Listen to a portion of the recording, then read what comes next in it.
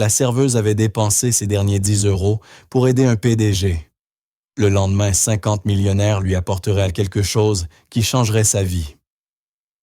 Indiquez votre ville dans les commentaires ci-dessous et abonnez-vous pour rejoindre notre communauté mondiale. Profitez de l'histoire. La pluie battait violemment contre les vitres de la brasserie Miller, tandis qu'Aline essuyait le comptoir pour ce qui lui semblait être la 100e fois de la soirée. À 26 ans, elle travaillait dans ce petit établissement du centre de Paris depuis 3 ans, gagnant à peine assez pour payer son studio et ses frais à l'université. L'heure du dîner était passée depuis longtemps, ne laissant plus que le bruit de la pluie et le bourdonnement du vieux réfrigérateur pour lui tenir compagnie. Elle jeta un coup d'œil à l'horloge. 21h45, plus que 15 minutes avant la fermeture. Ses pieds la lançaient, son dos lui faisait mal et son portefeuille était désespérément léger. 10,63 €. C'était tout ce qu'elle avait jusqu'à son salaire du vendredi, encore à 3 jours de là. Elle avait déjà sauté le déjeuner pour économiser et son estomac grondait en signe de protestation.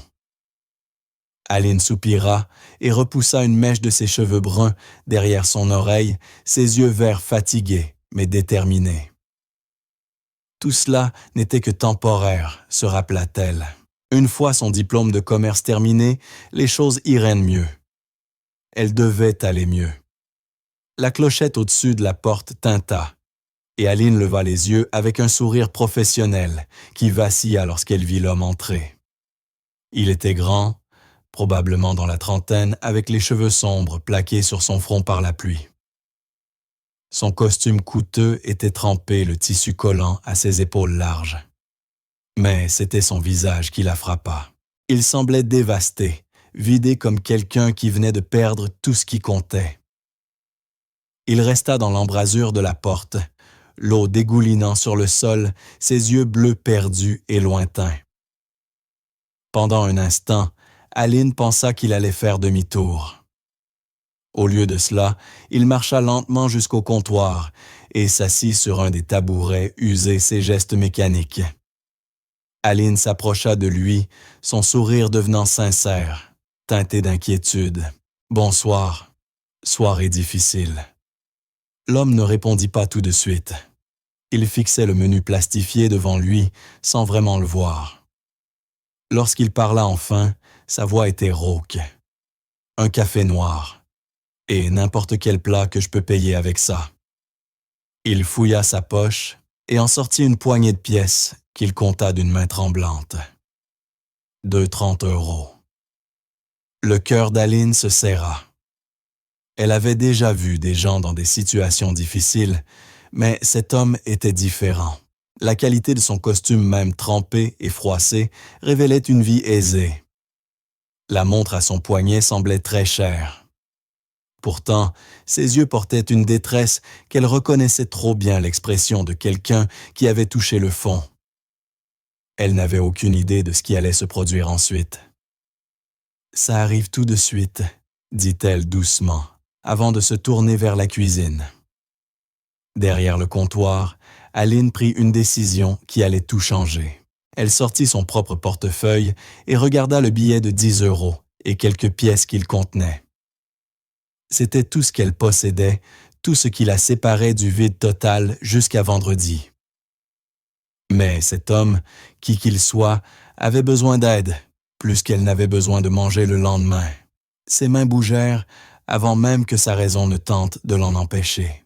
Elle prépara un café, puis se dirigea vers la plaque de cuisson et commença à préparer un burger saignant avec du fromage des frites dorées et croustillantes et une petite portion de salade de choux. Elle dressa l'assiette avec soin, comme elle l'aurait fait pour un client payant, et apporta le tout au comptoir accompagné du café. L'homme leva les yeux lorsqu'elle posa l'assiette devant lui, une expression de confusion traversant son visage. « Je n'ai que 2,30 €. Ça suffit pour le plat du soir », l'interrompit Aline d'un ton qui ne laissait aucune place à la discussion. « Café burger frites et salade de choux. Le patron fait une promotion spéciale ce soir. » Spéciale pluie. C'était un mensonge, et ils le savaient tous les deux. La mâchoire de l'homme se crispa, et un instant elle crut qu'il refuserait. Puis ses épaules s'affaissèrent, et il hocha la tête une seule fois, faisant glisser ses pièces vers elle. Aline les ramassa et les glissa dans la poche de son tablier, puis se mit à essuyer le comptoir déjà propre, lui offrant ainsi un peu d'intimité. Elle ne regarda pas lorsqu'il prit la première bouchée. Elle ne vit pas ses yeux se fermer, ni le léger tremblement de ses mains en soulevant le burger. Mais elle entendit le petit son presque imperceptible qu'il poussa. Un souffle mêlé de soulagement, de gratitude et de chagrin. Ils restèrent silencieux plusieurs minutes, le seul bruit étant la pluie dehors et le cliquetis discret des couverts contre l'assiette. Aline remplit sa tasse de café sans qu'il ne demande rien, évitant toujours de croiser son regard, comprenant instinctivement que cet homme avait besoin de gentillesse, pas d'interrogatoire. Finalement, il parla. Pourquoi Aline s'arrêta dans son nettoyage et le regarda? Pourquoi quoi? Pourquoi me donner ça? Dit-il, en désignant l'assiette presque vide. Vous savez que je ne peux pas le payer. Elle haussa les épaules, un petit sourire aux lèvres. Peut-être que je crois à l'idée de rendre service quand on le peut. Peut-être que j'ai déjà été à votre place. Ou peut-être que je pense simplement que tout le monde mérite un repas chaud et un peu de gentillesse, surtout un soir comme celui-ci. L'homme la contempla longuement, ses yeux bleus, cherchant son visage, comme s'il tentait de le mémoriser. « Comment vous appelez-vous, Aline ?»« Aline Moreau. »« Aline, » répéta-t-il, comme pour tester la sonorité. « Moi, c'est Alexandre. Alexandre Sinclair. » Il lui tendit la main et elle la serra, notant la fermeté de sa poignée, malgré son épuisement évident. « Enchanté, Alexandre. Je peux vous apporter autre chose. » « Un café pour la route. » Il secoua lentement la tête, puis glissa la main dans la poche intérieure de sa veste, et en sortit une carte de visite, gondolée et tachée d'eau. Il la fixa un instant, une douleur fugace traversant son visage, puis la posa sur le comptoir. « Je ne sais pas si cela signifie encore quelque chose, » dit-il d'une voix basse. « Mais si jamais c'est le cas, si les choses changent, je veux que vous sachiez que je n'oublierai pas ce que vous avez fait ce soir. » Aline ramassa la carte. Alexandre Sinclair, PDG, Sinclair Entreprise. Ses yeux s'agrandirent légèrement, mais elle ne dit rien. Elle glissa simplement la carte dans la poche de son tablier avec les pièces. Un PDG. Elle venait de nourrir un PDG avec ses derniers 10 €. L'ironie ne lui échappait pas. Alexandre se leva, redressant sa veste avec autant de dignité qu'il pouvait rassembler. « Merci, Aline. Vous n'avez aucune idée de ce que cela a représenté pour moi, de ce que vous m'avez donné ce soir. »« Juste un burger et quelques frites, » répondit-elle légèrement, même si son cœur était plein. « C'est tout. »« Non, dit-il, sa voix ferme désormais, une partie du vide quittant enfin son regard. C'était bien plus que ça. Et je vous promets que je m'en souviendrai. » Il marcha vers la porte, posa une main sur la poignée et se retourna une dernière fois vers elle. Puis il sortit sous la pluie et disparut dans la nuit. Aline resta derrière le comptoir, sa main effleurant inconsciemment la poche où reposait la carte, et se demanda qui était vraiment Alexandre Sinclair et ce qui l'avait amené dans cette brasserie un jeudi soir pluvieux. Elle n'avait aucune idée que moins de 24 heures plus tard, sa vie entière allait basculer. Le lendemain matin, Aline arriva à la brasserie Miller à l'heure habituelle 6h30 pour aider au service du petit déjeuner. Elle avait mal dormi, son estomac vide, l'ayant tenue éveillée, et elle sentait la fatigue dans chacun de ses pas. Mais elle continua noua son tablier et se prépara pour une nouvelle journée. À exactement 9h, la clochette au-dessus de la porte tinta. Aline leva les yeux en servant du café à un client et se figea. Un homme en costume impeccablement taillé entra, puis un autre encore. En quelques minutes, la petite brasserie fut remplie d'hommes et de femmes en tenue d'affaires coûteuses. au moins 50 peut-être davantage. Ils ne s'assirent pas, ils ne commandèrent rien.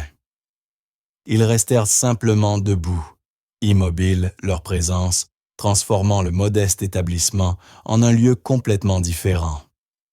Les clients du petit déjeuner les regardaient déconcertés et un peu effrayés. Le manager d'Aline Thomas, sorti de la cuisine, le visage pâle. Qu'est-ce qui se passe? Qui sont tous ces gens? Puis la foule s'écarta et Alexandre Sinclair entra, ne ressemblant en rien à l'homme brisé de la veille. Il portait un costume bleu nuit impeccable, ses cheveux parfaitement coiffés, ses yeux bleu clair perçants. Il ressemblait exactement au puissant PDG indiqué sur sa carte de visite. Mais quand son regard trouva Aline derrière le comptoir, son expression s'adoucit. « Aline Moreau, dit-il, d'une voix qui porta à travers la brasserie, soudain silencieuse. Hier soir, vous avez dépensé vos derniers 10 € pour nourrir un inconnu. Vous m'avez montré de la gentillesse alors que j'avais tout perdu. Quand j'étais au plus bas, vous ne saviez pas qui j'étais, et cela ne vous importait pas. Vous avez simplement vu quelqu'un qui avait besoin d'aide, et vous l'avez aidé. » La main d'Aline trembla, manquant presque de laisser tomber la cafetière qu'elle tenait. Thomas lui attrapa le bras, lui aussi stupéfait. « Hier soir, continua Alexandre, en avançant lentement vers le comptoir. J'ai perdu mon entreprise lors d'une OPA hostile. Tout ce que j'avais construit ces 10 dernières années a été arraché en quelques heures. J'ai marché sous la pluie pendant des heures envisageant d'abandonner complètement. Et puis, je suis entré dans cette brasserie, et vous m'avez rappelé ce qui compte vraiment, la gentillesse, la compassion, l'humanité. » Il atteignit le comptoir et lui sourit un sourire sincère qui transforma son visage. « J'ai passé des appels hier soir. J'ai contacté tous les partenaires que j'avais, chaque investisseur, chaque allié. Je leur ai expliqué ce qui s'était passé et je leur ai parlé de vous, de ce que vous aviez fait pour un inconnu. » Un homme s'avança tenant une chemise en cuir. Alexandre la prit et la posa devant Aline.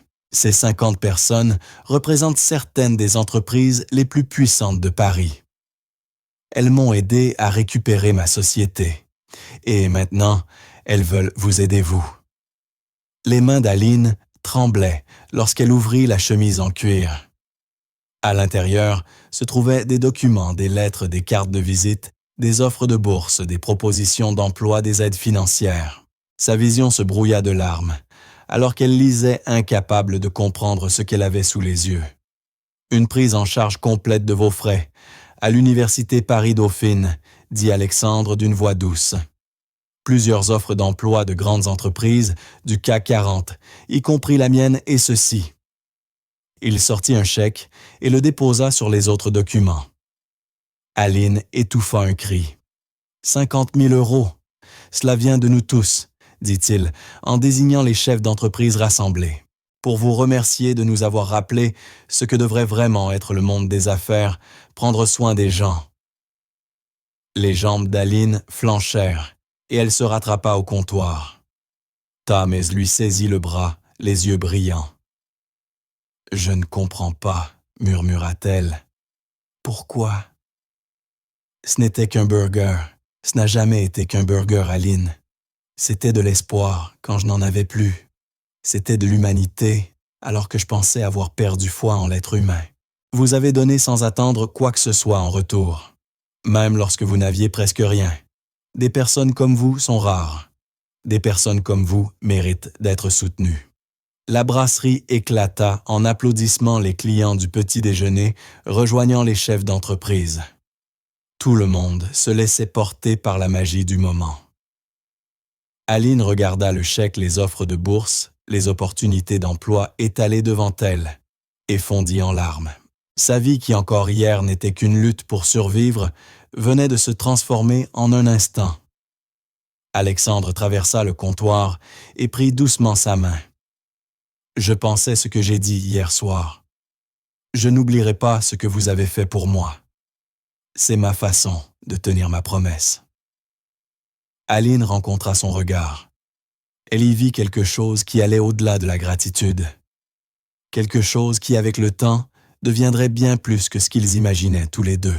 Mais c'était une histoire pour un autre jour.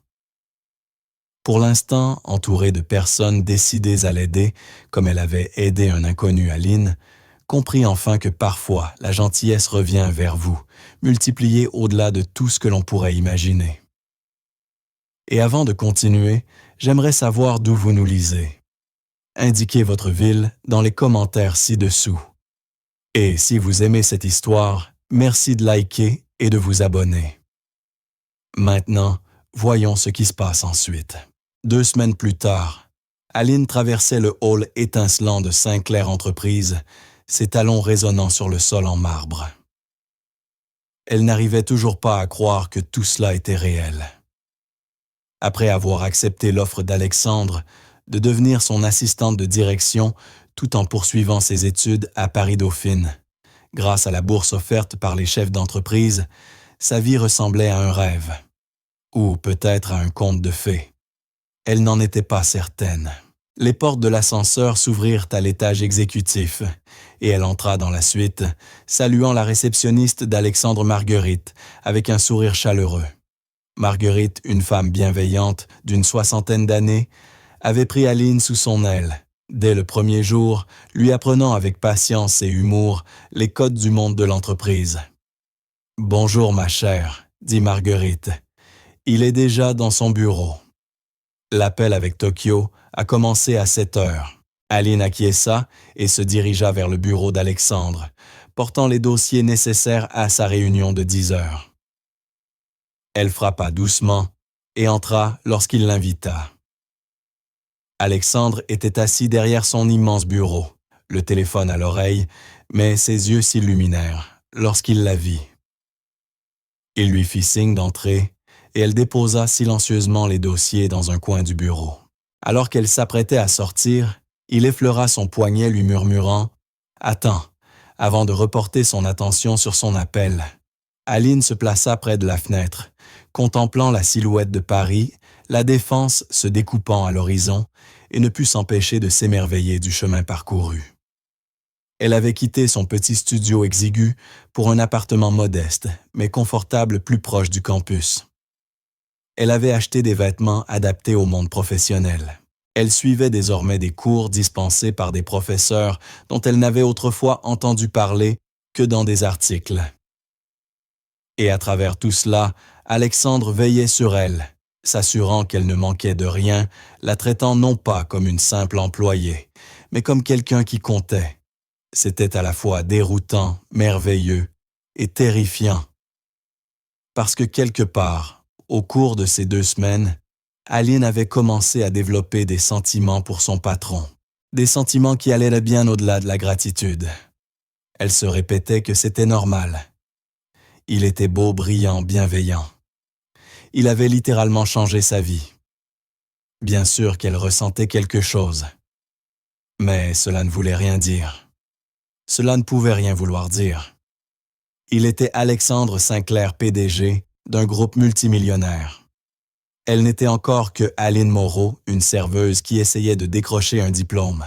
Leur monde restait séparé par un fossé immense, malgré son nouveau poste. Alexandre termina son appel et se leva étirant sa haute silhouette.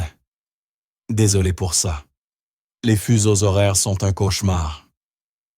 Il lui adressa ce sourire chaleureux qui faisait battre son cœur plus vite. Comment ça va? Comment s'est passée ta première semaine de cours? Éreintante, admit Aline en riant. Mais bien, vraiment bien. Ma professeure d'éthique des affaires a cité l'un de vos articles hier. Les sourcils d'Alexandre se levèrent. Ah oui, oui. Elle.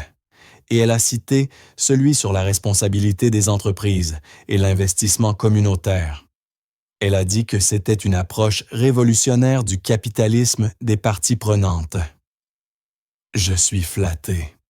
Il contourna son bureau et s'y adossa les bras croisés, la fixant de ses yeux bleus pénétrants. Et toi, comment vas-tu vraiment?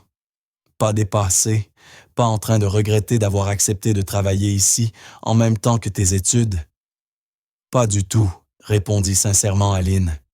J'attends toujours de me réveiller, mais pour l'instant, la réalité tient bon. Bien. Son expression devint plus sérieuse.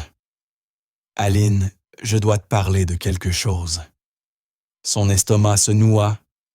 Allait-il la renvoyer? Avait-elle fait une erreur? Il y a un gala caritatif ce samedi soir. Un grand événement. Tous les acteurs majeurs du monde des affaires parisiens y seront. Je dois y assister et j'aimerais que tu viennes avec moi. Aline cligna des yeux. En tant que votre assistante. En tant que mon rendez-vous. Les mots restèrent suspendus dans l'air entre eux. Le cœur d'Aline battait à tout rompre. Un rendez-vous. Avec Alexandre. Je sais que c'est compliqué, reprit-il rapidement. Je suis ton patron, et je ne veux surtout pas que tu te sentes obligé. Si tu n'es pas à l'aise, dis-le, et j'oublie ce que je viens de demander. Mais, Aline, je n'ai pas pu arrêter de penser à toi depuis ce soir à la brasserie. Pas seulement à cause de ce que tu as fait, mais à cause de qui tu es. Tu es gentille, intelligente, sincère. Tu vois les gens vraiment d'une manière que presque personne dans mon monde ne voit. Et j'aimerais apprendre à te connaître davantage, en dehors de ce bureau. Elle était loin de se douter de ce que dire oui allait déclencher. L'esprit d'Aline s'emballa. Tout en elle criait que c'était une mauvaise idée. Sortir avec son patron, l'homme qui avait bouleversé sa vie, le PDG d'une entreprise colossale. Et elle, simple serveuse devenue étudiante. Deux mondes trop différents. Mais son cœur, ce traître, disait déjà oui. J'adorerais, s'entendit-elle répondre. Le visage d'Alexandre s'éclaira d'un vrai sourire, un sourire qui le rajeunissait, lui retirant le poids de ses responsabilités.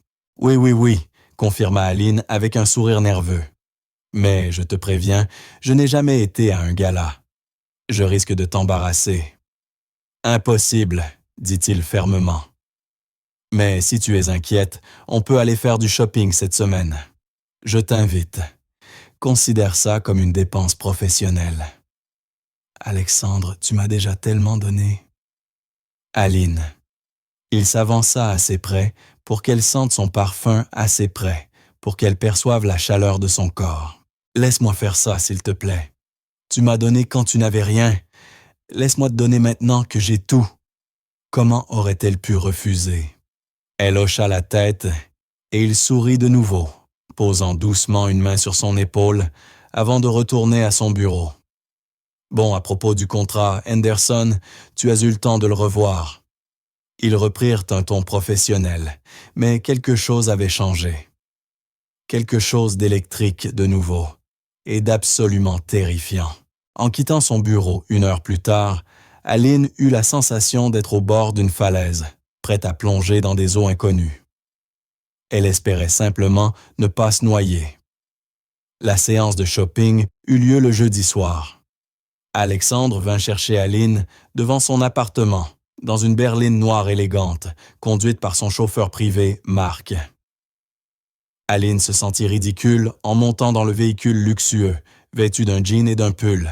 Mais Alexandre l'accueillit chaleureusement détendu, dans une tenue simple. « Où va-t-on » demanda-t-elle, tandis que Marc s'engageait dans la circulation. « Dans une boutique sur l'avenue Montaigne. La propriétaire est une amie. Elle reste ouverte tard pour nous, bien sûr. » Tout le monde faisait ça pour Alexandre Sinclair. La boutique était élégante et intimiste, avec un éclairage doux et du champagne offert dès leur arrivée. Une femme d'une 50aine d'années, stylée et gracieuse, accueillit Alexandre avec une bise sur chaque joue, avant de tourner son attention vers Aline. « Alors c'est toi, Aline, » dit-elle avec chaleur. « Alexandre m'a beaucoup parlé de toi. Je suis Sophie. »« Enchantée, » réussit à dire Aline, complètement dépassée. « Allons te trouver quelque chose de spectaculaire. » annonça Sophie en lui prenant le bras pour l'emmener plus loin dans la boutique. Pendant 2 heures, Aline essaya robe après robe, chacune plus belle que la précédente. Alexandre, assis dans un fauteuil confortable, sirotait du vin donnant son avis. Lorsqu'elle le lui demandait, son regard toujours appréciatif, mais jamais déplacé. Enfin, elle sortit d'une cabine, dans une robe bleu nuit près du corps, avant de s'évaser élégamment vers le sol. L'encolure était sobre mais flatteuse, et la couleur faisait ressortir ses yeux verts. Sophie avait relevé ses cheveux en un chignon simple pour mettre l'ensemble en valeur. Alexandre se leva lentement, les yeux écarquillés. « C'est celle-là, dit-il, la voix un peu rauque. » Aline se regarda dans le miroir à 3 panneaux et eut du mal à reconnaître la femme qui lui faisait face. Elle avait l'air élégante, sophistiquée comme si elle appartenait réellement au monde d'Alexandre. « Elle est magnifique, » murmura-t-elle. « Tu es magnifique, » la corrigea Alexandre, et la sincérité de sa voix la fit rougir. Ils quittèrent la boutique avec la robe soigneusement emballée, accompagnée de chaussures d'une pochette et d'accessoires que Sophie jugeait indispensables. Aline essayait de ne pas penser au prix de tout cela. « Merci, » dit-elle dans la voiture. « C'est trop, mais merci. » Alexandre prit sa main, son pouce caressant doucement ses articulations. « Arrête de me remercier. Je veux faire ça. Je veux te voir dans cette robe samedi soir, entrant à ce gala à mon bras, montrant au monde la femme remarquable que j'ai eu la chance de rencontrer. » Le souffle d'Aline se bloqua. La façon dont il la regardait, la chaleur dans ses yeux, la douceur de sa main sur la sienne. Ce n'était plus de la gratitude, ni une obligation. C'était quelque chose de réel. « Alexandre, » commença-t-elle sans savoir ce qu'elle voulait dire. « Je sais que ça va vite, » dit-il doucement, « et je sais que les circonstances sont inhabituelles. Mais je pensais ce que j'ai dit. Je veux apprendre à te connaître, Aline. La vraie toi. Pas la serveuse, pas mon assistante. Juste toi. » « Pourquoi ?» demanda-t-elle la question qui la brûlait depuis qu'il l'avait invitée au gala. « Parce que quand j'étais au plus bas, quand j'avais tout perdu, tu m'as vu. Pas la PDG, pas l'homme riche.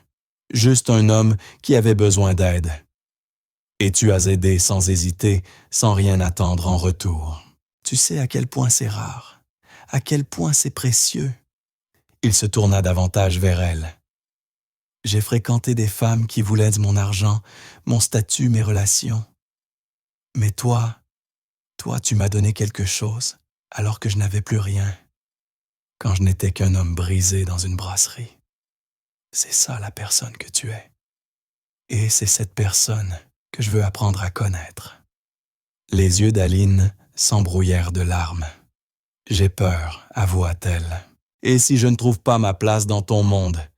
Et si je gâche tout? » « Alors, on s'en sortira ensemble, » répondit simplement Alexandre.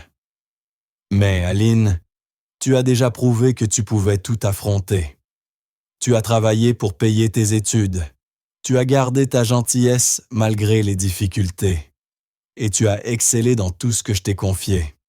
Tu as ta place partout où tu décides d'être. » La voiture s'arrêta devant son immeuble et Marc releva discrètement la vitre de séparation.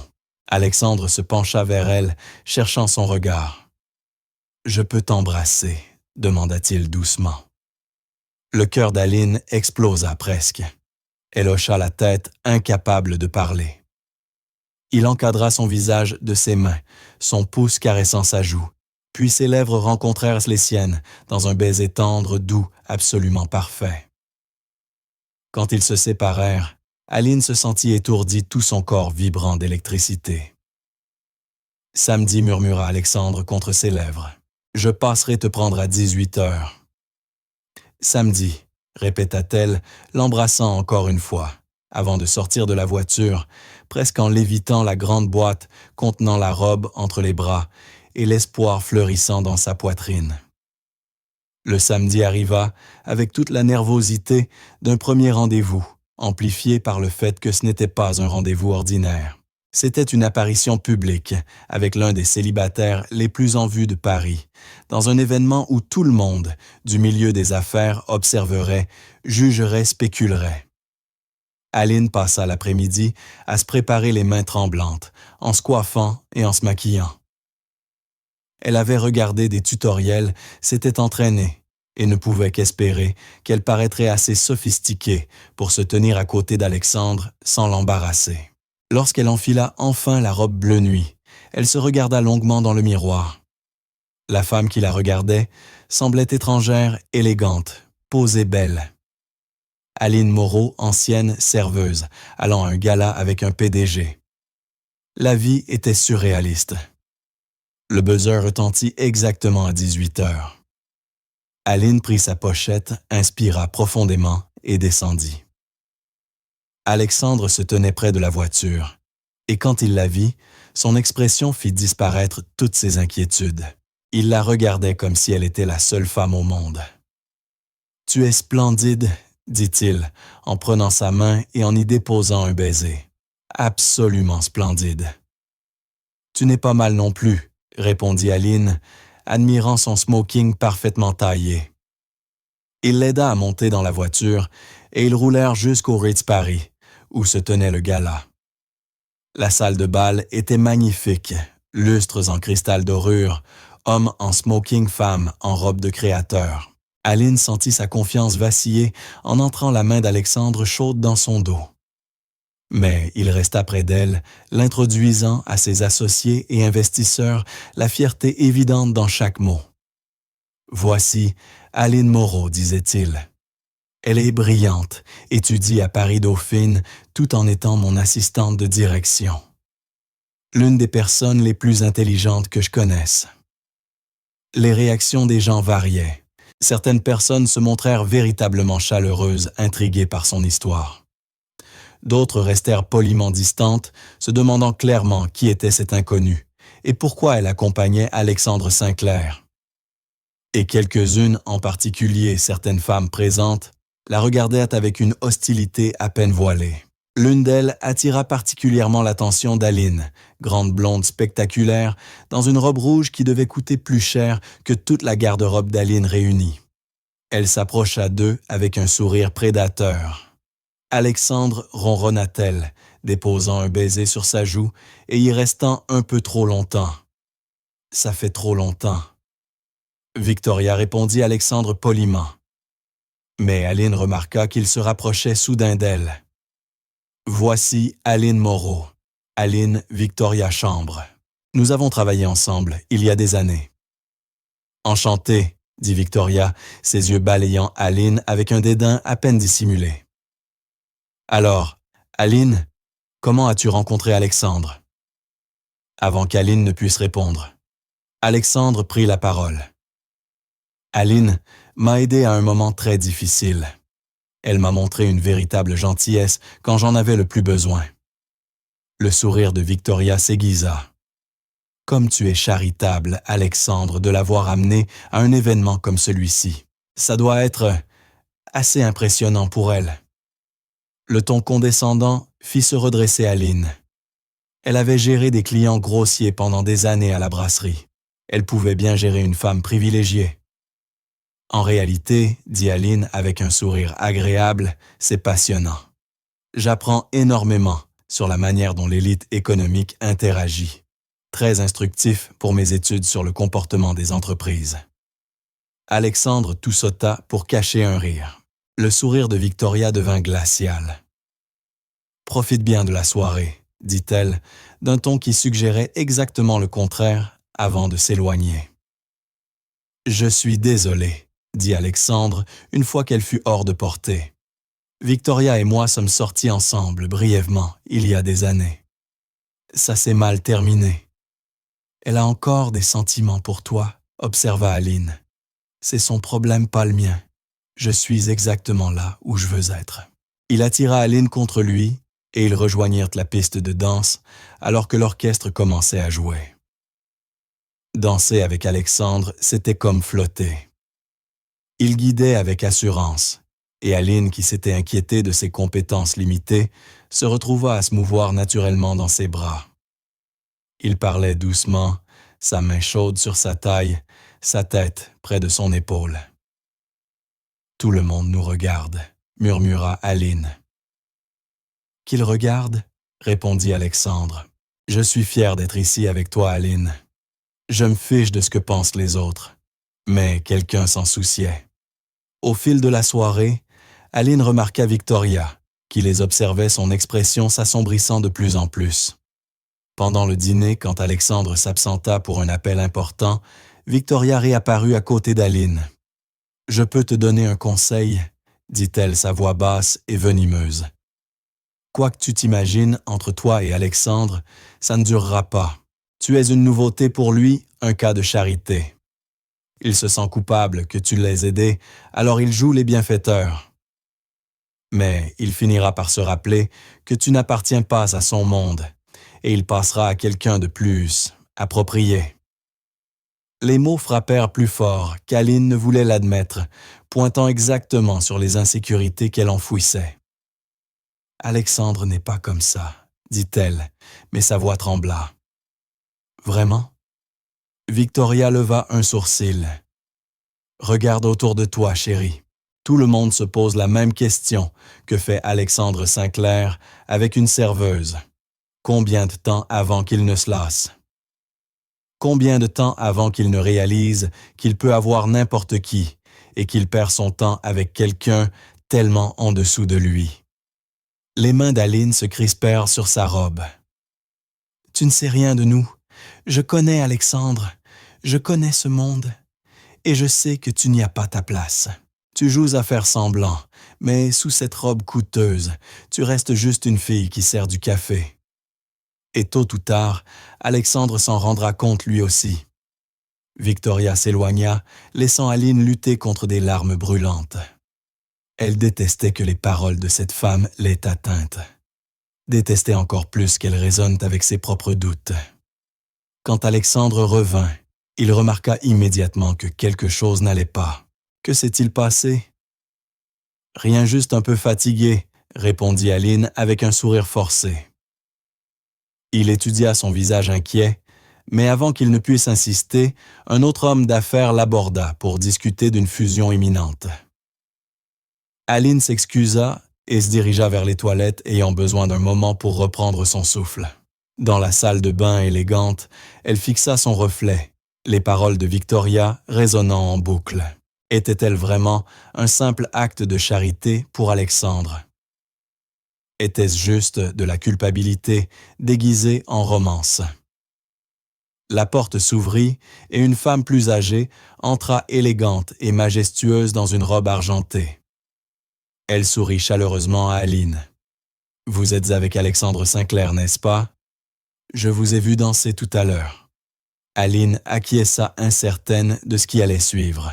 « Je suis Éléonore Moreau. »« Aucune relation, je suppose, » dit-elle avec un petit rire. « Je connais Alexandre depuis des années. Son père et mon mari étaient partenaires. »« Enchanté, » répondit Aline poliment. Éléonore l'observa un moment. « J'ai vu Victoria Chambre vous parler. Laissez-moi deviner. Elle vous a dit que vous n'aviez pas votre place ici, qu'Alexandre finira par se rendre compte que tu n'es pas assez bien pour lui. » Les yeux d'Aline s'écarquillèrent. « Comment savez-vous, Victoria dit cela à toutes les femmes qui intéressent Alexandre ?» Poursuivit Éléonore. « Elle essaye de le récupérer depuis 5 ans, depuis qu'il a eu la bonne idée de mettre fin à leur relation. Ne laisse pas son venin entrer dans ta tête. » « Et si elle avait raison, » murmura Aline, « et si je n'avais pas ma place dans son monde? » Éléonore posa une main douce sur son bras. « Ma chère, dit-elle doucement, j'ai vu Alexandre naviguer dans le monde des affaires pendant plus de 10 ans. Je l'ai vu avec des femmes qui appartenaient parfaitement à ce milieu selon tous les critères que des personnes comme Victoria jugent importants, belles, riches, bien connectées. Et je ne l'ai jamais vu regarder aucune d'elles comme il te regarde toi. Vraiment, vraiment. Ce jeune homme est complètement sous ton charme. Et d'après ce que j'ai observé ce soir, toi aussi, tu ressens quelque chose pour lui. Ne laisse pas des gens comme Victoria te faire croire que ton origine compte plus que ce que tu es. Si Alexandre voit quelque chose de spécial en toi, c'est parce que cette chose existe réellement. » Les yeux d'Aline se remplirent de larmes à nouveau, mais cette fois de gratitude. Merci, je t'en prie. Maintenant, retourne là-bas et profite de ta soirée avec ce jeune homme si charmant. Et si Victoria t'ennuie encore, rappelle-toi simplement qu'elle agit par jalousie, et la jalousie rend les gens très petits. Aline retourna dans la salle de bal, la tête haute. Alexandre l'attendait près de leur table, et son visage s'illumina en la voyant. « Te voilà. J'allais envoyer une équipe de recherche. Je vais bien dit, Aline. Et cette fois, c'était vrai. Danse encore avec moi. » Il lui tendit la main, et elle la saisit, se laissant guider à nouveau sur la piste de danse. Alors qu'il se balançait au rythme de la musique, Alexandre se pencha pour murmurer à son oreille « Je ne sais pas ce que Victoria t'a dit, mais je peux deviner. Ne la laisse pas t'atteindre. Elle ne nous connaît pas. Elle ne sait rien de ce que nous avons. » « Qu'est-ce qu'on a ?» demanda Aline en levant les yeux vers lui. Les yeux d'Alexandre étaient sérieux, intenses. Quelque chose de réel. Quelque chose qui me fait peur, parce que je n'ai jamais rien ressenti de tel auparavant. Tu me donnes envie d'être meilleur, Aline. Pas plus riche ou plus puissant. Juste meilleur, plus gentil, plus humain. Comme tu l'étais ce soir-là à la brasserie. Moi aussi j'ai peur, avoua Aline. Peur de me réveiller et que tout cela ne soit qu'un rêve. Peur de ne pas être assez. Tu es plus qu'assez, répondit Alexandre d'une voix ferme. Tu es tout. Il l'embrassa alors là, au milieu de la piste de danse, devant toutes les personnes qui comptaient dans le monde des affaires parisien. Une déclaration publique. Aline Moreau comptait pour lui, peu importe l'opinion des autres. Quand ils se séparèrent, la salle était silencieuse, tout le monde les observant. Aline sentit ses joues du chauffer, mais Alexandre sourit simplement et continua de danser totalement indifférent au regard. Mais ce qui arriva ensuite choqua tout le monde. Victoria réapparut, le visage tordu par la colère et, autre chose, de la désespoir. « Tu fais une erreur, Alexandre », lança-t-elle d'une voix forte qui fit taire toute la salle. « Elle t'utilise. Tu ne vois donc pas ça? Elle t'a donné un burger et maintenant tu crois que tu lui dois ta vie. C'est pathétique. » « Victoria, ça suffit, » dit Alexandre d'une voix froide. « Non, ce n'est pas suffisant.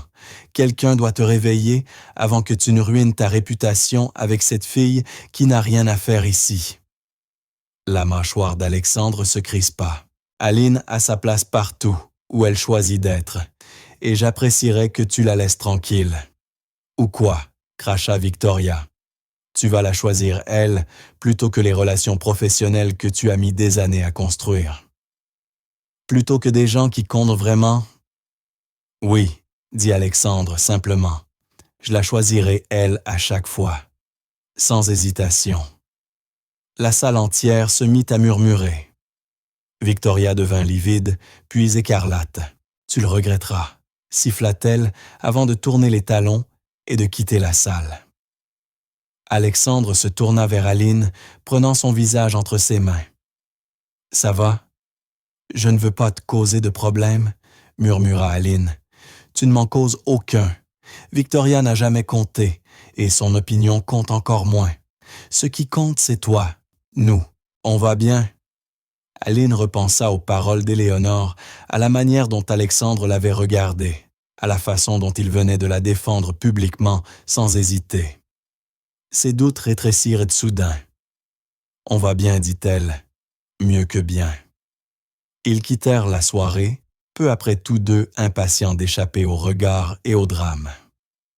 Dans la voiture, Alexandre la serra contre lui. « Je suis désolé que la soirée ait tourné ainsi. »« Ne le sois pas, » répondit Aline avec un petit sourire. C'était instructif. Et Éléonore Moreau est adorable. Elle l'est. Et elle est aussi l'une des femmes d'affaires les plus respectées de Paris. Si elle t'apprécie Et je suis presque sûr que c'est le cas, la moitié des gens présents ce soir reconsidéreront leur jugement initial. Je me moque de ce qu'ils pensent, dit Aline, surprise de la sincérité de ses propres mots. Je ne me soucie que de ce que toi tu penses. Alexandre prit une grande inspiration. Je pense que je suis en train de tomber amoureux de toi, Aline Moreau. Et ça me terrifie, autant que ça m'enthousiasme, ajouta Alexandre. Le souffle d'Aline se coupa. L'amour. Il était en train de tomber amoureux d'elle. Je crois que je tombe amoureuse de toi, moi aussi, murmura-t-elle. Alexandre l'embrassa de nouveau profondément passionnément, et Aline sentit qu'elle tombait, non pas dans des eaux inconnues, mais dans quelque chose de merveilleux, de réel et de totalement digne du risque. Les semaines suivantes passèrent dans un flou de bonheur. Aline trouva son rythme entre les cours, le travail et les instants volés avec Alexandre. Ils gardèrent leur relation discrète au bureau, totalement professionnelle pendant la journée, mais après 17 heures, ils redevenaient simplement Aline et Alexandre, deux personnes qui tombaient un peu plus amoureuses chaque jour. Alexandre l'emmena dans de petits restaurants tranquilles où ils pouvaient parler pendant des heures. Ils se promenaient le long des quais de la Seine, serrés contre le froid de l'automne, parlant de tout et de rien. Il l'écoutait avec un intérêt sincère lorsqu'elle lui racontait son enfance, ses difficultés, ses rêves. Et peu à peu, il s'ouvrit aussi à elle, révélant l'homme derrière le masque de PDG. Elle apprit qu'il avait construit son entreprise presque à partir de rien, travaillant 80 heures par semaine pendant des années pour faire ses preuves, que ses parents étaient morts dans un accident de voiture quand il avait 23 ans, le laissant seul avec une entreprise fragile et un deuil écrasant. Qu'il se réveillait parfois à 3 heures du matin terrifié à l'idée de perdre tout ce qu'il avait bâti.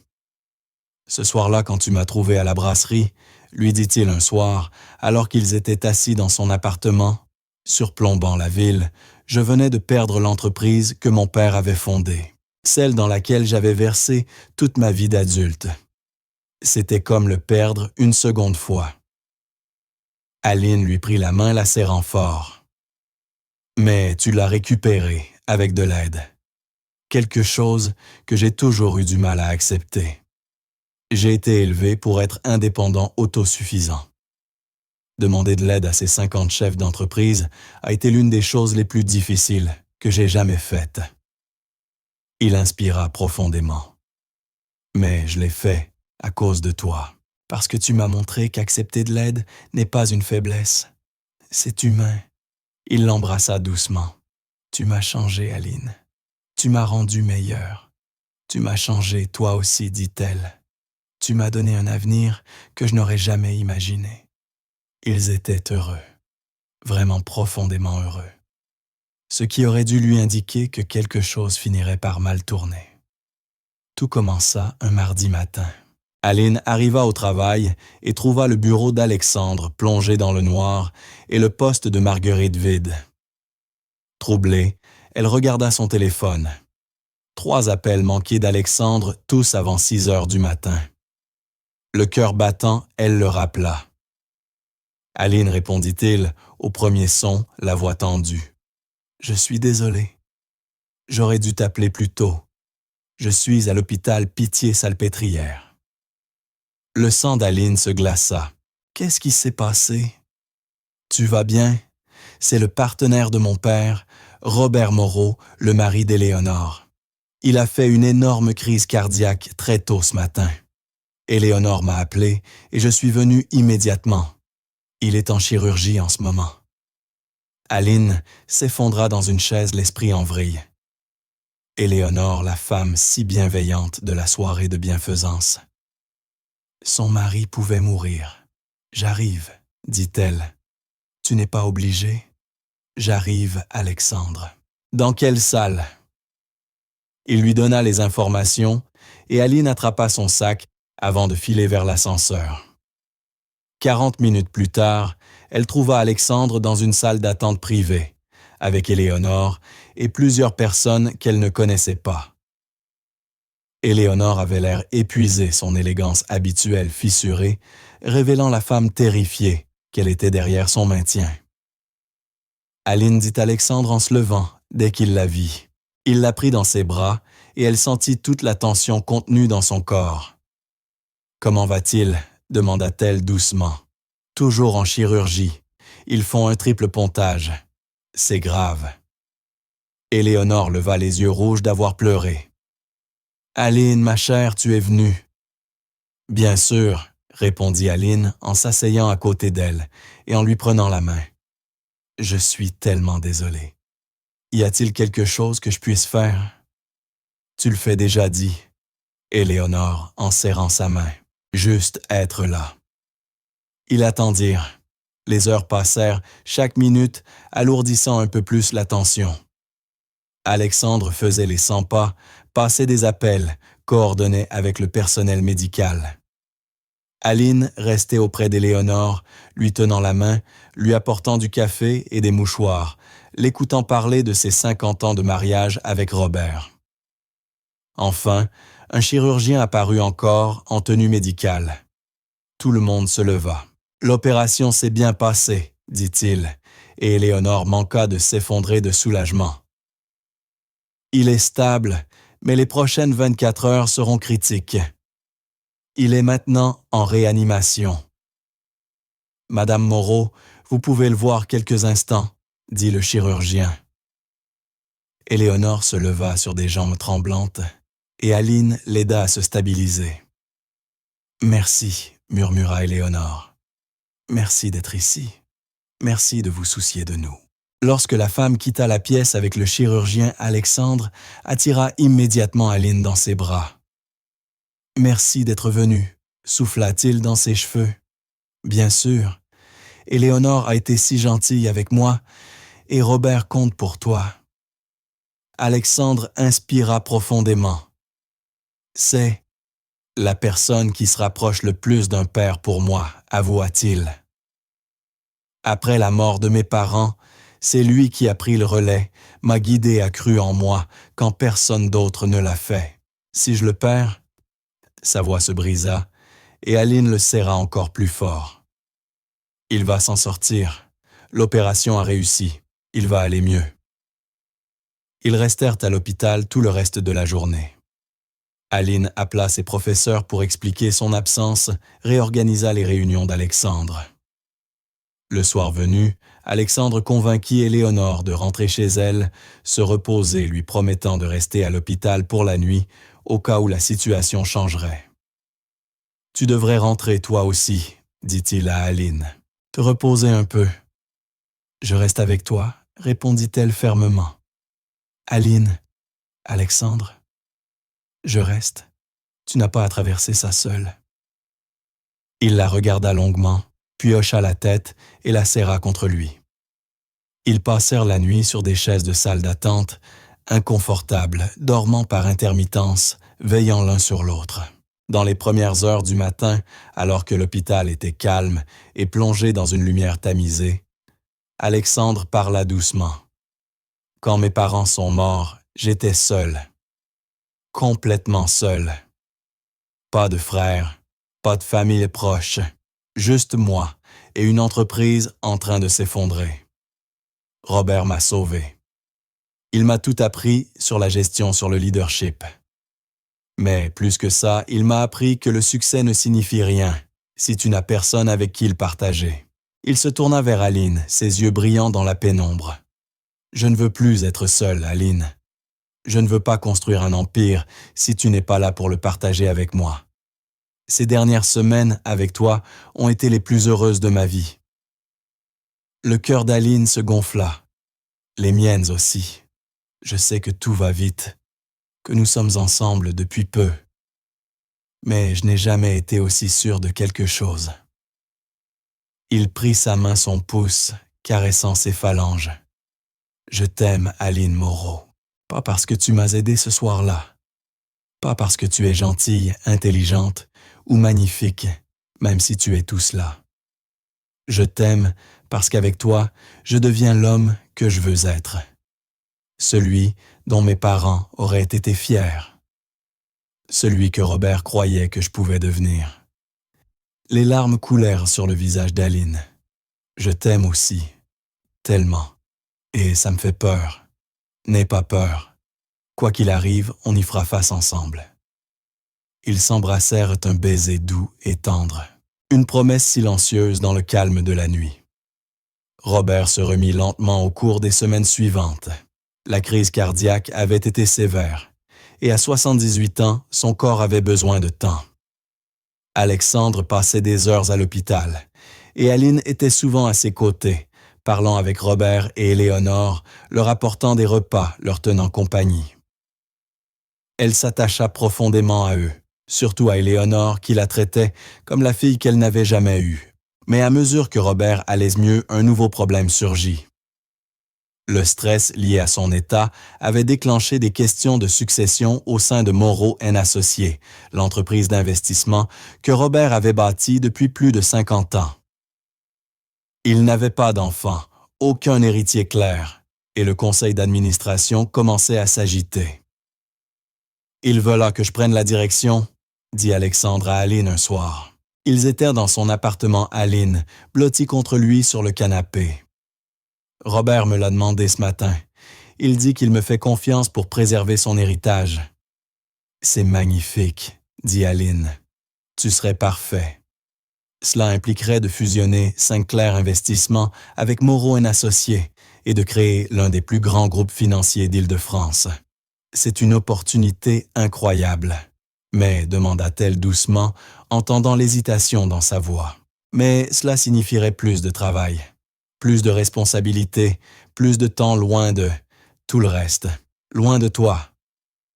Aline se redressa pour le regarder.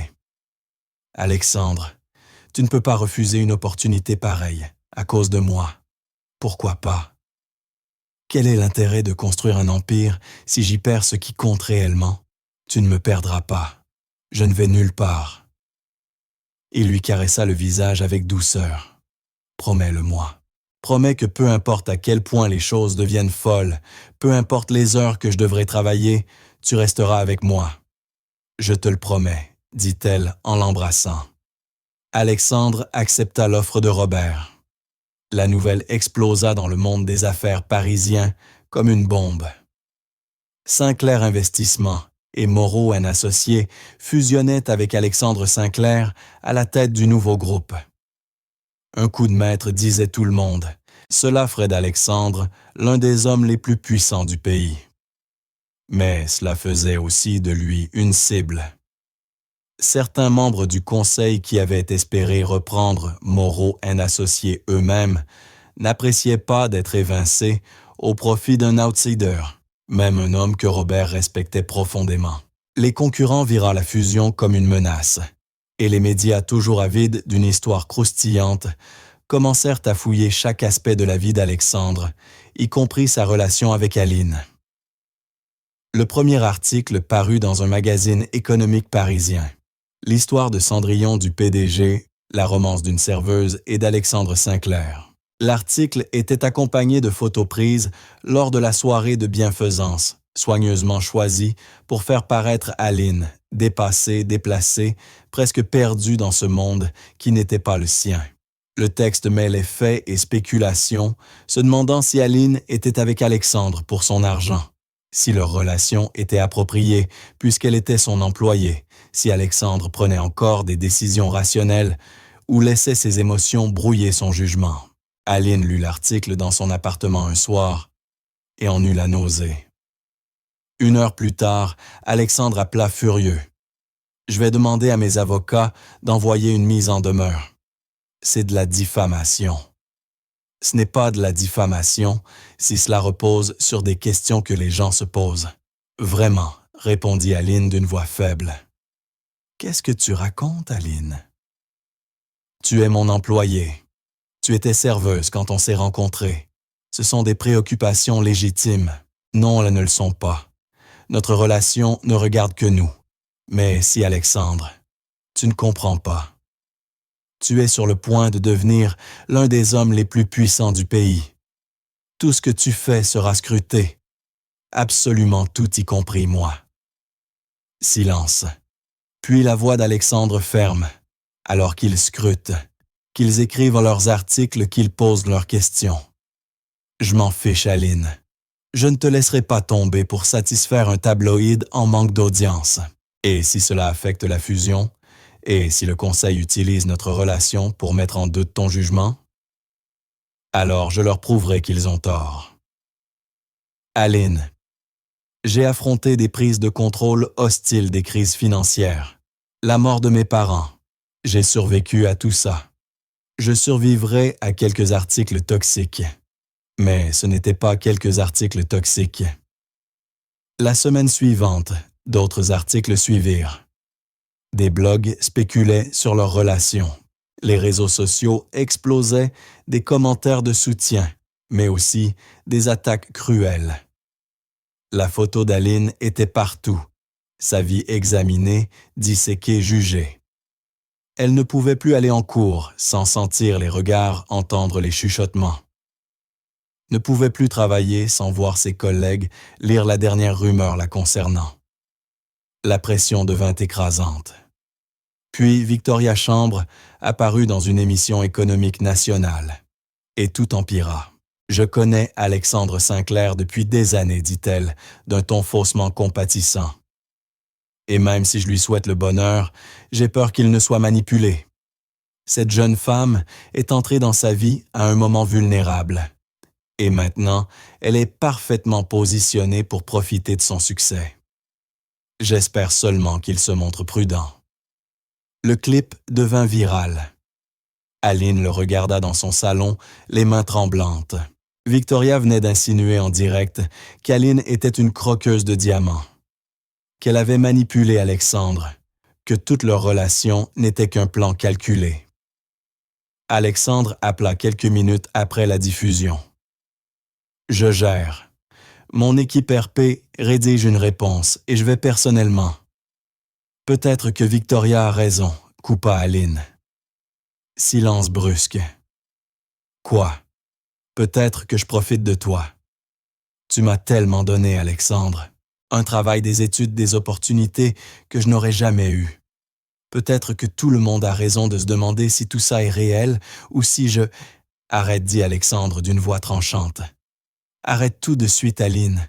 Regarde-moi. »« Tu n'es pas là, sanglota-t-elle. Alors ouvre ton ordinateur. Appelle-moi en visioconférence maintenant. » Les mains tremblantes, elle ouvrit son ordinateur et accepta l'appel. Le visage d'Alexandre apparut. Même à travers l'écran, elle voyait l'intensité de son regard. « Écoute-moi, dit-il. Je me fiche de ce que dit Victoria. Je me fiche de ce que disent Lindas les autres. Je connais la vérité. Tu ne me manipules pas. Tu m'aimes. Je le sais. Et je t'aime. C'est tout ce qui compte. Mais les articles, la pression, ça t'affecte. Ça affecte la fusion. Je me fiche de tout ça si ça signifie te perdre. Tu devrais t'en soucier. C'est ton rêve, Alexandre. La fusion avec Moreau & Associés, devenir le PDG dont ton père aurait été fier. Je ne peux pas être la raison qui t'en prive. Tu ne m'en prives pas. Tu es la raison pour laquelle je le veux. Tu ne comprends pas. Avant toi, je construisais un empire pour moi, pour mon héritage. Maintenant, je le construis pour nous, pour notre avenir. » Aline essuya ses larmes. Et s'il n'y avait pas d'avenir? Et si la pression empirait encore et qu'on ne survivait pas? Alors, on se battra ensemble. Mais Aline, j'ai besoin de savoir que tu es avec moi. Tu y es. Aline regarda le visage d'Alexandre à l'écran. L'amour, la détresse, la vulnérabilité, et sentit sa résistance se dissoudre. Elle ne pouvait pas l'abandonner. Aline ne pouvait pas abandonner ce qu'ils avaient simplement à cause de ce que pensèrent les autres. « J'y suis, murmura-t-elle. J'ai peur, mais j'y suis. » Les épaules d'Alexandre s'affaissèrent de soulagement. « Merci. J'arrive dans 20 minutes. Ne bouge pas. » Il raccrocha et, fidèle à sa parole, arriva à son appartement exactement 20 minutes plus tard. Lorsqu'elle ouvrit la porte, il la serra aussitôt contre lui, tellement fort qu'elle en perdit presque le souffle. « Je suis désolé », murmura-t-il dans ses cheveux. « Désolé que les médias te fassent subir ça. Désolé que Victoria soit aussi vindicative. Désolé que ma vie implique autant de surveillance. Ce n'est pas ta faute, » dit Aline en respirant son odeur familière, se sentant en sécurité pour la première fois depuis des jours. « Si c'est ma faute.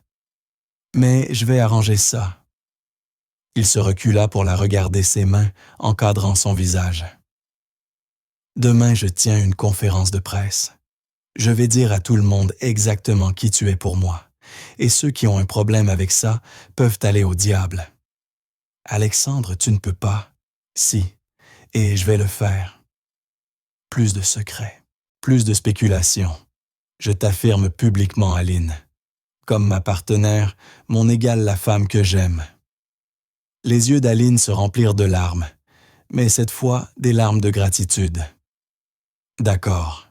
Si tu es prêt à affronter ça, je le suis aussi. » Ils passèrent la nuit ensemble, non pas à faire l'amour, mais simplement à se tenir à puiser de la force dans leur lien. Le lendemain après-midi, Alexandre tint la conférence de presse qui allait tout changer. La salle était bondée de journalistes caméras médias économiques. Alexandre se tenait au pupitre, chaque centimètre de lui ressemblant au PDG puissant que tout Paris connaissait. Mais quand il parla, sa voix était chaleureuse, humaine.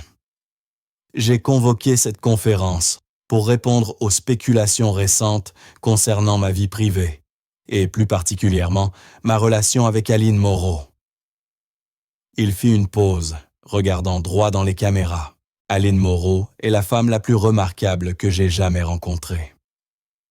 Au moment où j'étais au plus bas, quand j'avais perdu tout ce qui comptait pour moi, elle m'a montré une gentillesse sans rien attendre en retour. Elle m'a aidé alors qu'elle n'avait presque rien elle-même. Cet acte de compassion a changé ma vie. Un journaliste lança une question, mais Alexandre leva la main. Je n'ai pas terminé. Au fil des mois, j'ai appris à connaître Aline, pas la serveuse, pas mon employée, mais la femme. Elle est intelligente, déterminée, compatissante et authentique. Elle me pousse à être meilleur. Elle me rappelle que les affaires ne se résument pas au profit et aux fusions, mais aux gens. Il inspira profondément. Et oui, je l'aime, totalement sans réserve. La salle explosa en questions, mais sa voix domina le tumulte. À ceux qui mettent en doute ses intentions, je dis ceci, vous ne la connaissez pas. Vous ignorez ce qu'elle a sacrifié pour aider un inconnu. Vous ne savez rien des efforts qu'elle fait pour se construire une vie meilleure. Et vous ne savez certainement rien de ce que nous partageons. Alors, je vous demande respectueusement d'arrêter de spéculer sur notre relation et de vous concentrer sur ce qui compte vraiment. La fusion, les emplois que nous allons créer, les investissements que nous allons faire dans cette communauté. Puis, il regarda la caméra, encore une fois son regard glacé de détermination. Et à Victoria Chambre, qui s'est donné pour mission de nuire à Aline Arrête. Ta jalousie n'est pas à ton honneur. Et tes tentatives de détruire la réputation d'Aline en disent bien plus sur toi que sur elle. Passe à autre chose. La conférence de presse prit fin et la réaction fut immédiate. Les réseaux sociaux explosèrent. Certains critiquèrent Alexandre pour avoir mêlé vie privée et affaires, mais beaucoup d'autres le félicitèrent pour sa sincérité, son courage et pour avoir défendu publiquement la femme qu'il aimait. Éléonore Moreau publia un communiqué soutenant Alexandre et Aline, appelant leur histoire « un bel exemple de la manière dont la compassion peut transformer des vies ». D'autres leaders économiques emboîtèrent le pas, certains dénonçant l'intrusion des médias dans la vie privée du PDG. En moins de 48 heures, la narration changea complètement. Ce n'était plus la romance douteuse du PDG, mais la belle histoire d'amour qui inspira un empire, et la franchise rafraîchissante d'Alexandre Sinclair.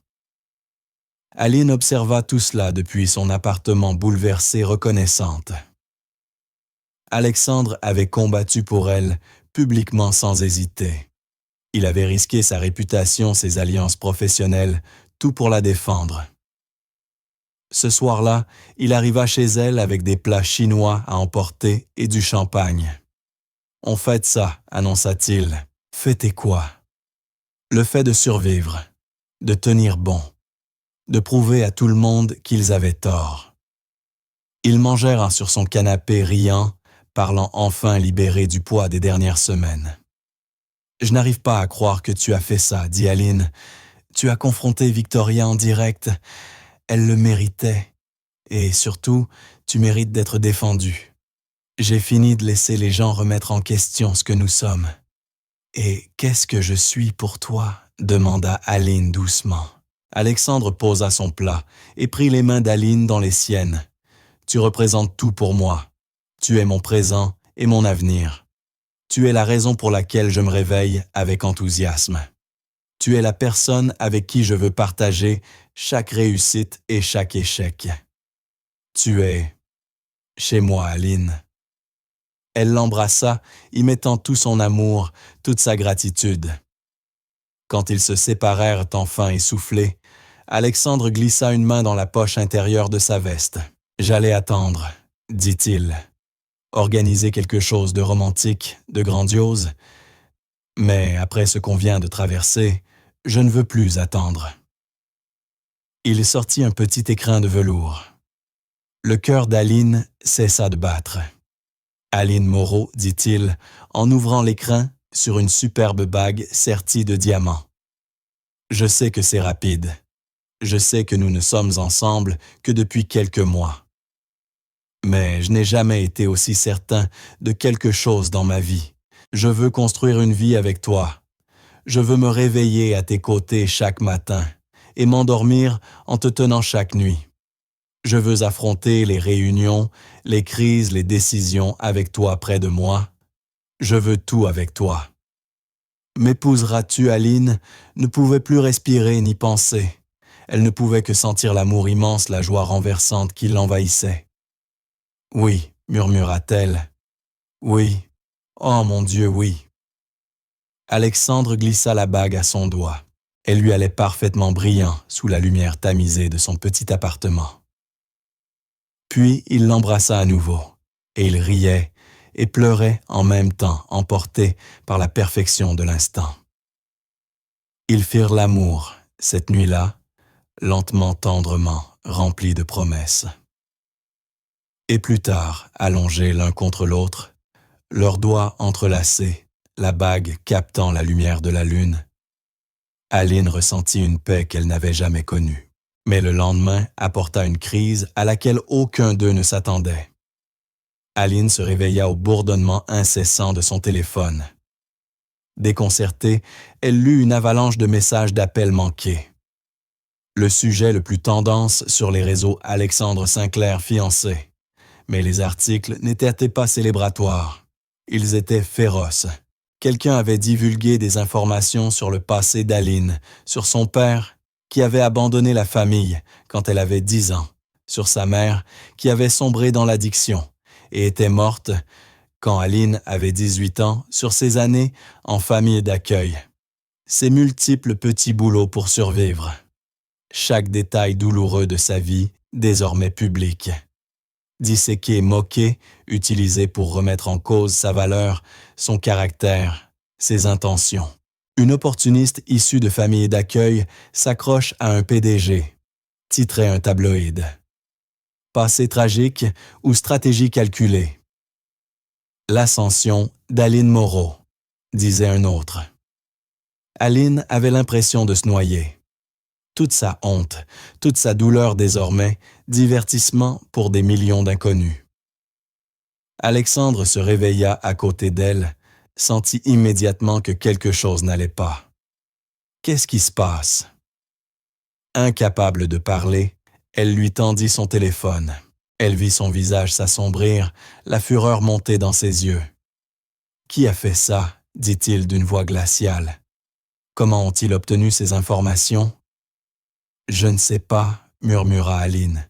« Mais, Alexandre, peut-être que c'est un signe. » Peut-être qu'on ne devrait pas, peut-être que... Non, dit-il fermement.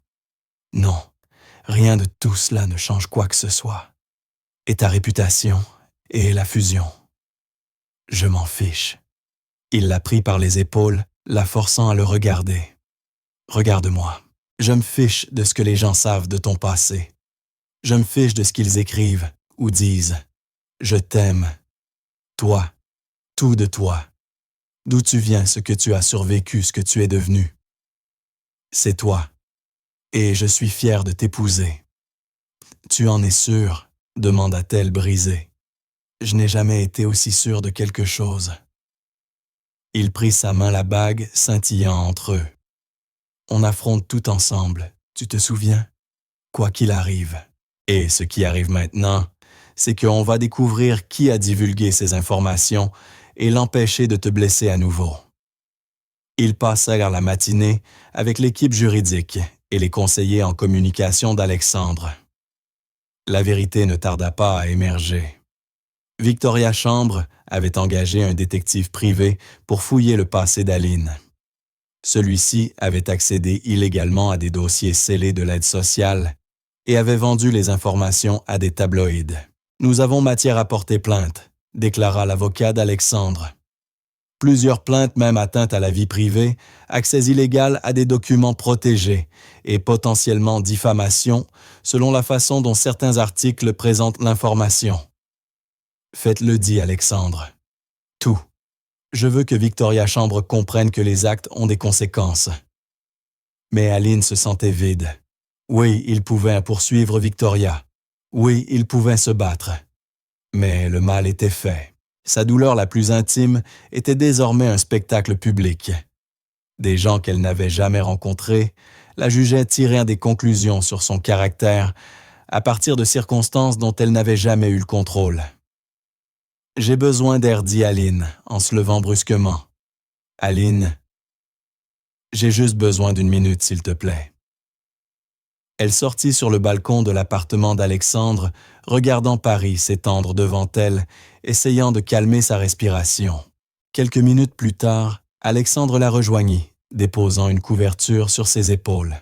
« Parle-moi, dit-il doucement. »« Je n'ai pas honte de mon passé, murmura Aline. J'ai survécu, j'ai travaillé dur, je me suis construite. Mais je ne voulais pas que mon passé me définisse. Je ne voulais pas que les gens voient enfant placé ou fille d'une mère dépendante. Je voulais qu'ils voient juste Aline. Et maintenant, je ne serai plus jamais juste Aline. Je serai toujours la fiancée d'Alexandre Sinclair avec le passé tragique. Tu as raison, dit Alexandre. Elle le regarda surprise. Tu ne seras plus jamais juste Aline, parce que tu es Aline, ma fiancée. Aline brillante, étudiante en gestion. Aline, la femme qui a changé ma vie. Aline qui va changer des centaines d'autres vies grâce à la fondation que nous allons créer ensemble. Quelle fondation? Celle à laquelle je pense depuis la conférence de presse. Une fondation pour aider les jeunes du système de famille d'accueil à accéder aux études et à la formation professionnelle. Pour leur offrir les opportunités que tu as dû arracher seul. Pour que d'autres enfants comme toi n'aient plus à lutter seuls. Des larmes coulèrent sur les joues d'Aline. Tu veux créer une fondation à cause de moi, avec toi. Je veux qu'on la fasse ensemble. Transformer cette situation horrible en quelque chose de bon. Montrer que ton passé n'est pas une honte, mais une force. Tu as survécu, Aline. Maintenant, tu vas aider d'autres à survivre aussi. Elle se tourna vers lui, voyant toute la sincérité dans ses yeux. Tu le penses vraiment, chaque mot. Alors, tu m'aides à construire quelque chose qui compte. Aline pensa à toutes les nuits de son adolescence, à travailler tard, à se demander si la vie s'améliorerait un jour, aux familles d'accueil qui avaient été gentilles et à celles qui ne l'avaient pas été. Aux enfants encore dans le système, encore en train de se battre. Oui, dit-elle, faisons-le. Ils s'embrassèrent sur le balcon, le vent parisien fouettant autour d'eux, et Aline sentit quelque chose glisser en elle. La honte qui l'avait habitée, des années se dissolvait enfin. Parce qu'Alexandre ne se contentait pas d'accepter son passé, il voulait l'honorer, le transformer en quelque chose de puissant et de beau. Cet après-midi-là, ils tinrent une nouvelle conférence de presse. Aline debout aux côtés d'Alexandre. « Je ne vais pas répondre à chaque article ou chaque spéculation, dit Alexandre. Mais je veux répondre à la fuite illégale des dossiers protégés d'Aline. Nous engageons des poursuites contre toutes les personnes impliquées dans l'obtention ou la publication de ces informations. Les dossiers scellés existent pour une raison. Les violer n'est pas du journalisme, c'est un crime. » Puis il regarda Aline. Elle inspira profondément et s'avança vers le micro. C'était la première fois qu'elle parlait publiquement depuis le début de la tempête médiatique. « Je m'appelle Aline Moreau, » dit-elle, sa voix plus solide qu'elle ne le sentait. « Et oui, j'ai grandi en famille d'accueil. Ma mère a lutté contre la dépendance et est décédée quand j'avais 18 ans. Mon enfance a été difficile, mais elle a fait de moi ce que je suis. Elle m'a appris la résilience, la compassion et la valeur de la gentillesse. » Elle fixa les caméras droit devant elle.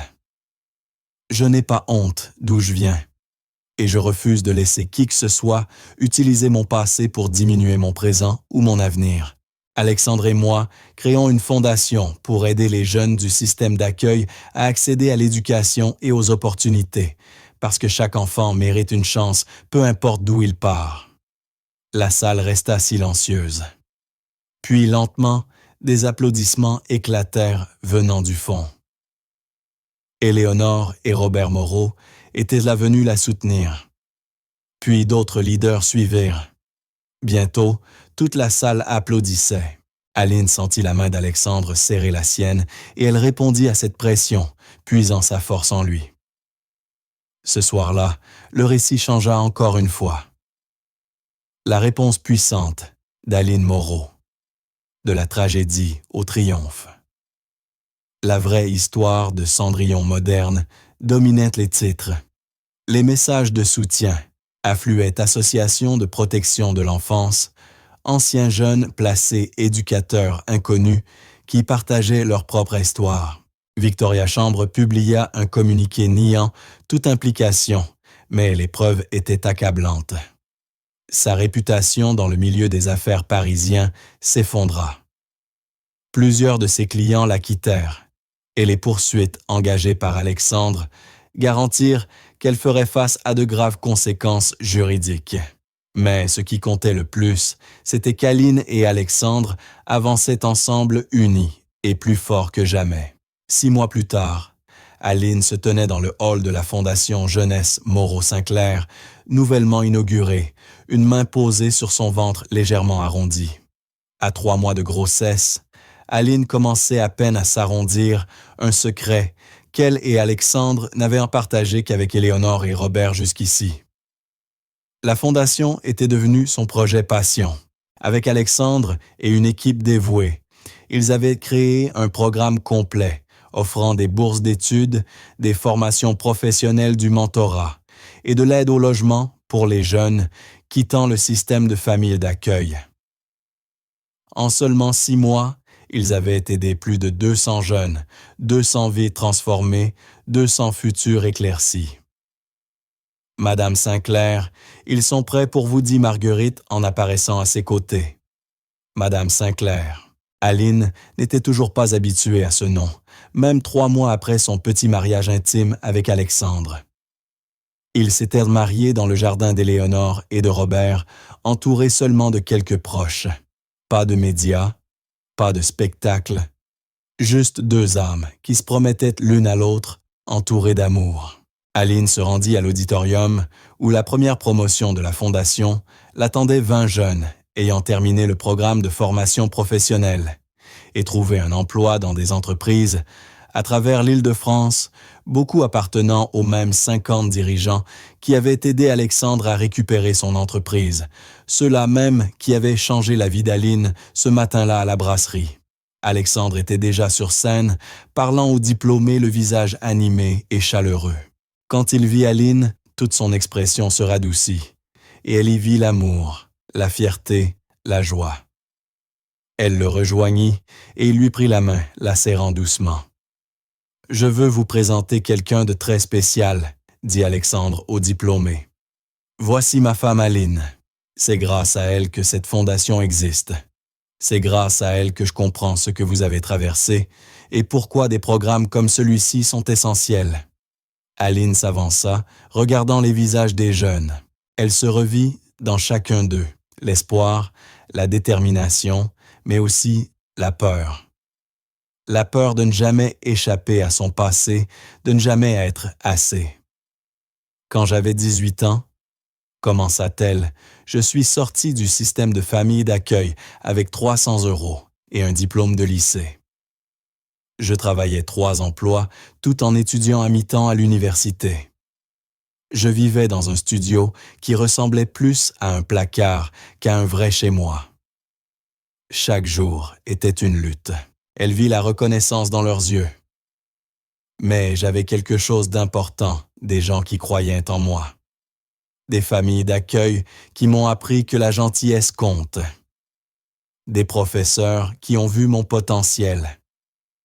Et finalement, j'ai rencontré quelqu'un qui m'a montré que d'où l'on vient ne détermine jamais où l'on va. » Elle regarda Alexandre, qui lui sourit avec encouragement. « Cette fondation est notre façon d'être cette personne pour vous. De croire en vous quand le monde vous dit que les enfants placés n'y arrivent pas, que votre passé définit votre futur, que vous n'êtes pas digne de grandes choses. » Sa voix devint plus forte. « Vous êtes digne. Vous êtes capable. Vous êtes suffisant.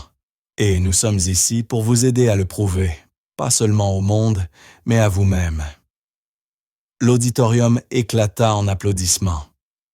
Plusieurs diplômés pleuraient. Après la cérémonie, une jeune femme s'approcha d'Aline. Elle avait 19 ans, les yeux brillants, un sourire timide. « Madame Sinclair, je voulais juste vous dire merci. Avant ce programme, je vivais dans ma voiture. J'avais abandonné l'idée de faire des études ou d'avoir un avenir. Mais votre histoire, savoir que vous avez vécu la même chose et que vous vous en êtes sorti, ça m'a donné de l'espoir.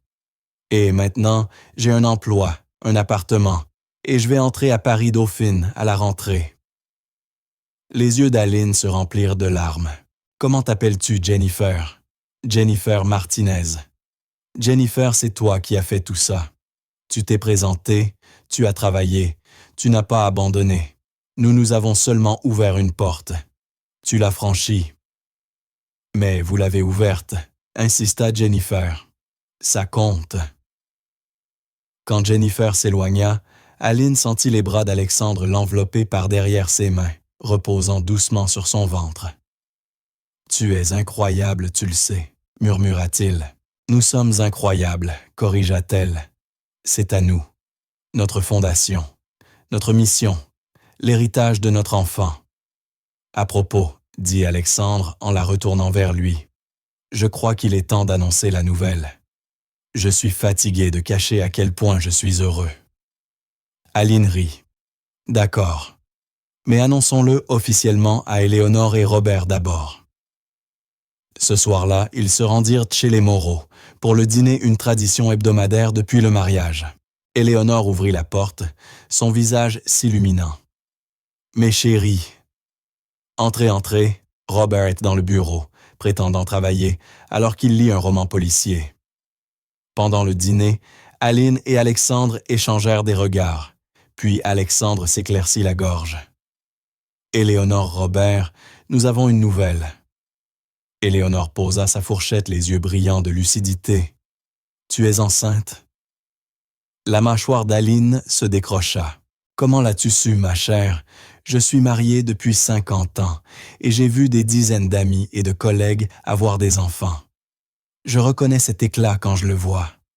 Et puis, tu n'as pas touché au vin et tu commandes de la tisane au gingembre au lieu du café. » Robert éclata de rire, un son chaleureux qui remplit la pièce. « Elle a aussi un talent pour deviner les choses avant qu'on ne les lui dise. C'en est presque inquiétant. Nous allons avoir un bébé. » confirma Aline en souriant largement. Pour janvier. Éléonore se leva et les enveloppa tous les deux dans une étreinte. Oh, c'est une merveilleuse nouvelle. Vraiment merveilleuse. Et tu sais, Robert et moi, allons gâter cet enfant terriblement. On compte bien là-dessus, dit Alexandre, en passant un bras autour d'Aline. Cette nuit-là, alors qu'ils étaient à accoucher, dans leur nouvelle maison, une magnifique maison de ville qu'ils avaient achetée ensemble, Aline sentit la main d'Alexandre sur son ventre, traçant doucement des cercles. « Merci, dit-il doucement. Pourquoi? Pour tout. Pour avoir nourri un inconnu. Pour m'avoir donné une seconde chance. Pour m'aimer. Pour avoir construit cette fondation avec moi. Pour m'avoir donné une famille. Tu m'as donné tout cela, toi aussi, murmura Aline. On s'est sauvés l'un l'autre, Alexandre. C'est ça l'amour. Le lendemain matin, ils annoncèrent publiquement la grossesse. La réaction fut massivement positive, des félicitations affluèrent de la part de partenaires de soutien de la Fondation et même de parfaits inconnus qui avaient suivi leur histoire. Les mois passèrent vite. Aline termina son diplôme à Paris-Dauphine, obtenant les honneurs alors qu'elle était enceinte de 7 mois. Alexandre prononça le discours de remise des diplômes. Et lorsqu'il parla de résilience et de détermination, il regarda directement Aline. La Fondation continua de grandir, atteignant 500 jeunes aidés dès la première année. À l'approche de son terme, Aline se retira de la gestion quotidienne, mais resta impliquée tenant des réunions en visioconférence depuis la maison examinant les dossiers, veillant à ce que chaque jeune passé par leur programme sache qu'il comptait. Par une soirée neigeuse de janvier, Aline entra en travail. Alexandre la conduisit d'urgence à l'hôpital Pitié-Salpêtrière, le même hôpital où ils avaient veillé Robert, où tant de chapitres de leur histoire s'étaient écrits. 12 heures plus tard, ils accueillirent une petite fille. Parfaite minuscule, avec les yeux bleus d'Alexandre et une chevelure sombre. « Comment allons-nous l'appeler ?» demanda Alexandre émerveillé en la tenant dans ses bras. Aline pensa à tout ce qui les avait menés à cet instant, la nuit pluvieuse à la brasserie, les 50 chefs d'entreprise qui avaient changé sa vie, la fondation qu'ils avaient construite, l'amour qu'ils avaient trouvé. « Espérance, dit-elle.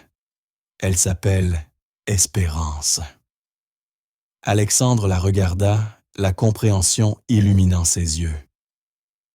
Espérance Éléonore Sinclair. Parfait, murmura Aline. Éléonore et Robert vinrent le lendemain. Éléonore pleura lorsqu'ils lui annoncèrent le deuxième prénom du bébé. Vous nous avez tant donné, dit-elle en berçant le nouveau-né. Plus que vous ne pouvez l'imaginer. Robert et moi n'avons jamais eu d'enfant, mais vous deux, vous êtes devenus notre famille. Et cette petite, c'est un miracle. C'en est un oui, confirma Alexandre en passant un bras autour d'Aline. Un miracle absolu. 3 mois plus tard, un matin de printemps, Aline se retrouva de nouveau à la brasserie Miller. Tom, son ancien gérant, l'avait appelé pour dire qu'il partait à la retraite, et elle voulait le revoir une dernière fois. La brasserie n'avait pas changé, même tabouret usé, même menu plastifié, même odeur de café et de bacon grillé. Mais tout le reste dans sa vie avait changé. Aline s'exclama Tom en la voyant. « Et voilà le bébé. Oh, elle est magnifique. »« Voici Espérance, » dit Aline en ajustant le bébé dans ses bras. « Je voulais qu'elle voie l'endroit où tout a commencé. » Tom sourit. « Tu sais, je repense souvent à cette nuit-là. La nuit où ce grand patron est entré et où tu l'as nourri avec tes derniers 10 €. J'étais dans la cuisine et je t'ai vu faire. Je n'ai rien dit parce que je savais que tu refuserais si j'offrais d'aider. Mais j'ai vu et je me suis dit, cette fille a un cœur en or. Tu ne me l'as jamais dit Aline surprise. Pas besoin. Tu savais déjà qui tu étais. Il fallait juste que le monde s'en rende compte. Il désigna le comptoir. Tu veux t'asseoir un moment? Le café est pour moi. et avant que tu dises quoi que ce soit, oui décaféiné. Aline rit et s'assit au comptoir, le même tabouret où Alexandre s'était assis cette nuit pluvieuse, là où sa vie avait basculé. La porte tinta et Alexandre entra l'air légèrement pressé. Désolé du retard, la réunion s'est éternisée. « Oh, salut Tom !» Ils se serrèrent la main. Alexandre s'assit à côté d'Aline, embrassa sa tempe et effleura la joue d'Espérance. « Tu te rends compte que ça fait 1 an ?» demanda Aline. « Depuis cette nuit, on dirait une autre vie, » dit Alexandre. « On dirait hier. » Tom leur apporta café et terte, refusant tout paiement. « Ce sera toujours offert pour vous deux. Vous êtes bons pour les affaires, vous savez. » Depuis que la rumeur a circulé que c'était ici que vous vous étiez rencontrés, nous ne désemplissons plus. Les gens viennent en espérant leur propre miracle. Ce n'était pas un miracle, dit doucement Aline. C'était juste de la gentillesse. Et la gentillesse est accessible à tous ceux qui sont prêts à la donner. Après avoir quitté la brasserie, Alexandre proposa une promenade. C'était une belle journée douce et prometteuse de l'été à venir. Ils marchèrent jusqu'au parc Montsouris, trouvèrent un banc tranquille et s'assirent ensemble. Espérance, dormant paisiblement dans les bras d'Aline. « Penses-tu parfois à cette nuit-là » demanda Alexandre. « Tout le temps » admit Aline. « Je pense au fait que j'ai presque renoncé. À la façon dont je suis resté planté devant mon portefeuille en me demandant à quel point j'aurais faim le lendemain. À quel point j'avais besoin de cet argent. Et puis je t'ai regardé et j'ai su que je devais aider. J'y pense aussi, dit Alexandre. À quel point j'étais prêt de ne pas m'arrêter à la brasserie. À quel point j'ai failli continuer sous la pluie. À quel point toute ma vie a tenu à un simple choix franchir cette porte. Tout dépend des choix, dit Aline. On choisit la gentillesse ou la cruauté. On choisit l'espoir ou le désespoir. On choisit l'amour ou la peur. Je te choisis toi, dit Alexandre en prenant sa main. Chaque jour, chaque instant, chaque choix, je te choisis. Et je te choisis aussi, répondit Aline en posant sa tête sur son épaule. Ils restèrent là, une famille regardant la ligne d'horizon de Paris scintiller sous le soleil de l'après-midi. Dans les bras d'Aline, Espérance remua légèrement et poussa un petit son. Dans la poche d'Alexandre, son téléphone vibrait, avec des notifications sur la fondation, sur les affaires, sur les centaines de villes qu'il changeait. Mais rien de tout cela n'avait d'importance à cet instant. Ce qui comptait, c'était eux trois ensemble. Preuve que parfois les plus petits gestes de gentillesse peuvent tout changer. Que parfois la personne qu'on aide dans sa nuit la plus sombre devient la lumière de notre vie. Que parfois l'amour ne demande pas la permission et n'attend pas le moment parfait. Il apparaît simplement par une nuit pluvieuse brisée et désespérée. Et vous choisissez de tendre la main. Et ce choix, cet acte simple d'humanité, peut transformer non seulement une vie ou deux, mais d'innombrables existences de façon que vous n'auriez jamais imaginée. Aline baissa les yeux vers sa fille, puis leva les yeux vers son mari, et ressentit une sérénité si profonde qu'elle en eut le souffle coupé. C'était sa vie maintenant. Pas parfaite, mais réelle. Pas facile, mais digne de chaque lutte. Elle pensa à la jeune femme qu'elle était 1 an plus tôt, comptant ses derniers 10 € et se demandant si la vie s'améliorerait un jour. Si elle pouvait revenir en arrière et dire à cette fille ce qui l'attendait, elle ne la croirait jamais. Mais elle recommencerait tout. Chaque lutte, chaque doute, chaque peur.